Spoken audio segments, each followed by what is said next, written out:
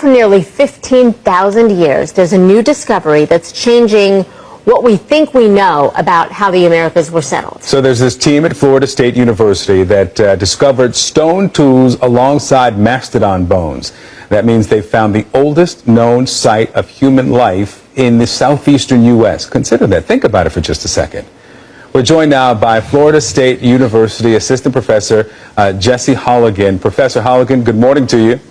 Good morning to you guys. So put into just layman's waking up Saturday morning, eating my Wheaties terms, what this means, the discovery of these tools. So these bones and artifacts show that people were in Florida 1,500 years earlier than a lot of people accept the Americas were colonized. And more importantly, a lot of us were taught that the Americas were colonized by some folks coming through an ice-free corridor from Alaska through Canada into North and South America around 13,500 years ago. That's what most high school textbooks say. That ice-free corridor wasn't open until 14,000 years ago. This site is 500 years older than that, and in Florida, which is by any stretch of the imagination, kitty corner across the continent from Alaska. So it means that we really have to re-examine how and when the Americas were colonized. So this is on its face fascinating, but when I look at the pictures and the images here, it's underwater. Yes. Some underwater sinkhole, is that what we're looking at here? Yes, it's a sinkhole in the bottom of the Aucilla River.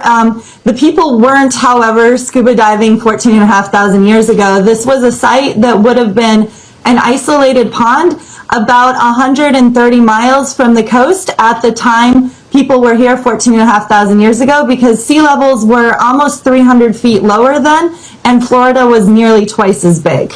Okay, so we're just learning of this morning. As a non-archaeologist, I'm excited about this, but tell me, having discovered this, what you felt, what went through your mind when you realized the implications of this discovery. Oh, it was so exciting. Though, to be fair, we were building on research done by a number of archaeologists in the 80s and 90s who had already done some excavations at the sinkhole. They found a tusk with human-made, they said, cut marks, but it wasn't widely accepted by the archaeological community. So we were actually there to reevaluate their claims. And so finding the stone knife that we discovered really showed that they had been correct. The stone knife, there's absolutely no way that could be made by nature, whereas some people had proposed that the marks on the cut could have been caused by elephants. And by elephants, I mean mastodons stomping around on the tusk later on.